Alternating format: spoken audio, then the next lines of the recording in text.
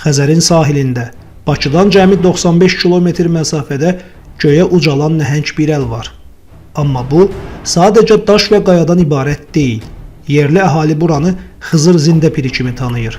Görünüşünə görə beşbarmaq, parapsixoloqlar isə buranı Azərbaycanın Bermud üçbucağı adlandırırlar. Beşbarmaq dağı dəniz səviyyəsindən 445 metr yüksəklikdədir.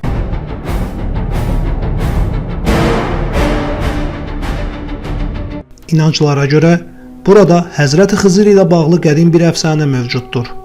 Rəvayətə görə, Həzrəti Xızır və Həzrəti Musa diri su axtarışına çıxarkən məhz bu dağa gəliblər. Deyilənə görə, Həzrəti Xızır dağın zirvəsindəki qayalıqdan süzülən damcıları içərək ölümsüzlük qazanıb. Maraqlıdır ki, o zirvədəki dar yarıqlardan süzülən suyun dadı və tərkibi dəniz səviyyəsindən bu qədər yüksəkdə olmasına baxmayaraq illərdir dəyişmir. Dağın müqəddəsliyi barədə isə Quran-ı Kərimin Kəhf surəsində məlumat verilir. Bu surənin ayələrində Musa peyğəmbərin Xızır peyğəmbərlə görüşü haqqında qeydlər öz əksini tapıb. İncildə Musa qayası adlandırılan beşbarmaq dağı xalq arasında Xızır baba, Xıdır Zində piri kimi də tanınır. Abbasqulu Ağa Bakıxanov Gülüstan-ı İrəm əsərində yazırdı ki, Quranda adı çəkilən Məcməül Bəhreyn, yəni iki dənizin qovuşduğu yer Şirvan vilayətindədir. Həzrəti Musa və Həzrəti Xızır peyğəmbərlərin qayası da oradadır. Tədqiqatçılar bu qayanın məhz beşbarmaq dağı olduğunu ehtimal edirlər. Bəzi ezoterik tədqiqatçılar iddia edir ki, beşbarmaq dağı yerin tektonik çatları üzərində yerləşir. Bu dağ güclü elektromaqnit sahəsinə malikdir. Dağa dırmaşan bir çox insan telefonların qəfildən sönməsini, GPS-in səhv göstərdiyini bildirir.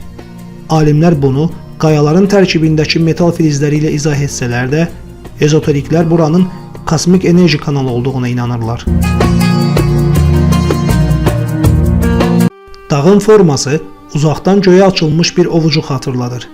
Qədim inanclara görə bu, yaradandan kömək istəyən bir əlin simvoludur. Bəzi tədqiqatçılar iddia edir ki, bu qaya formasiyası təbii aşınma deyil, min illər əvvəl yaşamış naməlum bir sivilizasiyanın qoyduğu mesajdır. Beşbarmaqda gecələyən insanların ən çox danışdığı mövzu parlaq yuxulardır. İnsanlar burada gördükləri yuxuların digərlərindən daha canlı və real olduğunu, sanki başqa bir ölçü ilə təmasda olduqlarını deyirlər. Hətta bir çoxları dağın ətəyində qəribə işıq topları gördüklərini iddia edirlər. Alban tarixçisi Musa Kalankatlı, Beşbarmaq səddinin Sasani padşahı 2. Yezdegirdin dövründə çəkildiyini göstərir. Bəzi səyyahlar Beşbarmaq qalasının Makedoniyalı İskəndər tərəfindən tikildiyini, Teymurləh tərəfindən dağıdıldığını yazır. Azərbaycan Respublikasının prezidenti İlham Əliyevin 8 iyun 2020-ci il tarixli sərəncamı ilə Beşbarmaq dağı Dövlət Tarix, Mədəniyyət və Təbiət qoruğu yaradılıb. Qoruğun ərazisi Siyəzən rayonunun Qalaşıq kəndində yerləşən Beşbarmaq dağı təbiət abidəsinin ərazisini əhatə edir. Bu gün Beşbarmaq dağı təkcə təbiət abidəsi deyil.